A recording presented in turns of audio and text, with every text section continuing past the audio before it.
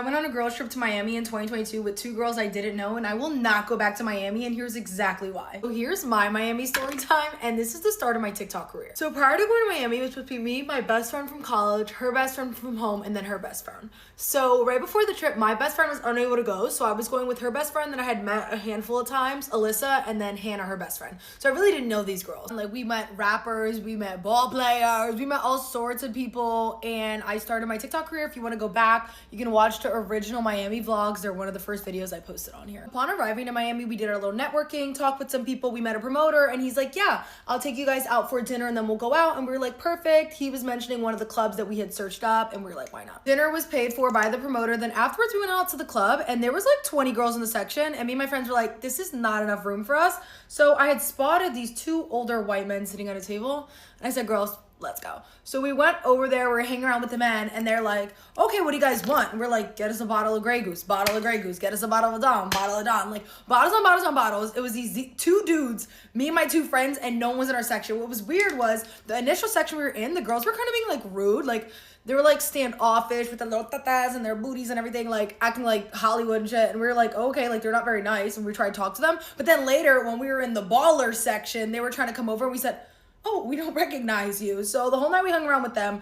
Back then I used to like old men. This is me and my old man. Anyway, so then after that night, came back to the telly. I yacked everywhere. Anyway, like it was a mess. We woke up disheveled. You have to watch the vlogs to see, but then we were like, we need to make it to this day party. So then we zoomed over to this day party. Barely made it to the day party on time. And when we got there, we're just like happy to be in there once again with another promoter. There's bottles, there's drinks, whatever. But of course, the old men just naturally attract us. So now we're speaking to another group of old men. And you know, they're like very polite, very cool. I end up crying in the pool with the one because he's like telling me his life and about his wife and all this stuff. And I'm just like getting emotional with this man. I'm like, what is going on right now? So we keep their contact for later. Later that night, they're like, we're going to Kiki on the River. And we're like, okay, so we're going to Kiki on the River. So later we link with them. Once again, they're like, use this table as your home base. They literally said that to us. But they were like, go out, talk to people. We know you're young. Like, and we were vibing. We were up in that function.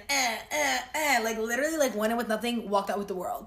Later on, we went to another place. They were just like paying for things. And then time out. Highlight of the night. Hannah had to go use the bathroom, and she was just going to go to the bathroom. And the one guy was like, hold up. He literally tipped the security guard $100 to make sure she got to the bathroom and came back. And we said, okay, sir. And like, you're probably looking at this like, you know, it's only $100. Yeah, but would your man tip the security $100 to make sure you got to the bathroom safe? I don't think so. So they were just like so sweet. Then afterwards, they got us pizza. They sent us our Uber Black home. Like, we were living large in Miami, but this isn't like the best part. So I have a friend who went to school in Miami. She knows the town very well. And we're like, oh, we want to go out. And she's like, okay, bet. So she's like, okay, yeah, pregame starts at 12:30. And we're like, huh? Like, things in Miami just start so late, but we're like, whatever, like, we're gonna have a night. And then we're gonna go to that club that has the balls in the ceiling. I literally have no idea what it's called. Is it called? No, it's not called Space. I literally have no idea. Before we went to that pregame, you know, we were dressed and ready by 8 p.m. Like, we were just excited. So we went downstairs and we went to this other bar, once again, forgetting the names, and literally, like, met these men. Like, men will get you anything if you tell them to jump. They literally say how high. Like, they're a bunch of... Anyway, so we met these men. They're literally, like, asking us to marry them, like, causing a scene, getting us drinks. Like, I'm pretty sure I spent $3 in Miami.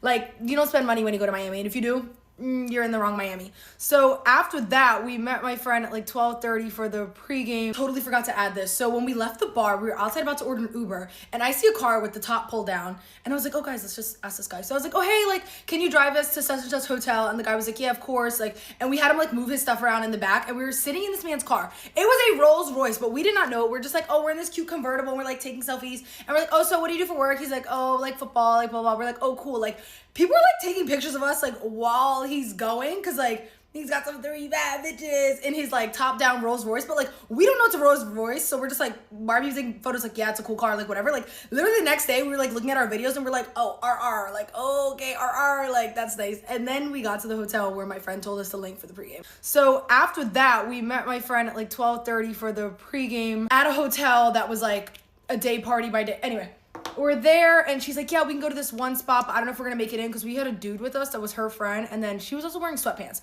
She finagled her way in the back, and we got into the club, and we were magically behind the DJ, of course. That night it was supposed to be Mace, the rapper slash DJ, and we were like, whatever, like we literally don't care. And so we're vibing, we're like hitting all sorts of things, we're cooling, and then all of a sudden the security grabs me.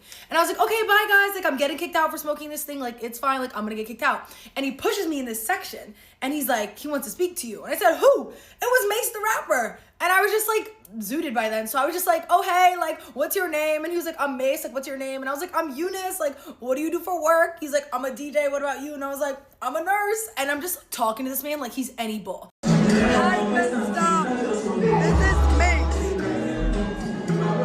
And when you speak to famous people like that, they're almost like, you don't know me? And it's like, sir, I'm too zooted for this. And also you're my parents' age, like no. Like the next day I searched him up and I was like, wait, I actually know his stuff. But anyway, so we were just like vibing, hanging out, and like I'm like, oh, can I wear your glasses? Like let me touch your chain, like being all obnoxious. And then there's these like groupies that were like probably fighting for their lives all night to like stand behind him, and we're just like and just like all pissed, and I'm like in his face like this, like singing and whatnot. So then later in the night, they're like, oh, we're going to like Booby in the Trap, which is a strip. And I was just like, oh yeah, like cool, like we'll go. But then my friends were tired, so I was like, okay, cool, like I'll link up there. And when I went there, it just like was not my vibe. I don't know why I went. I was just like hanging around him for a little while, and then I was like, you know what, like, what am I doing here? At one point, I was helping the girlies collect their money off the ground. I was like, you know what, if I'm gonna be in here and take up space, I might as well help you. So I was like picking up money with the security and the girlies, like when they'd be done doing their dances. And it was like 4 in the morning, and I was like, you know what, let me go home. I thought it was 4 in the morning. When I was in my Uber back, like the sun was rising, okay? That was Miami. That was Miami. And this is exactly why I will not go to Miami again, because I'm scared it's not gonna be as fun. And then like I'm gonna have a tainted view of Miami. But if you wanna go to Miami, I'm low-key still down.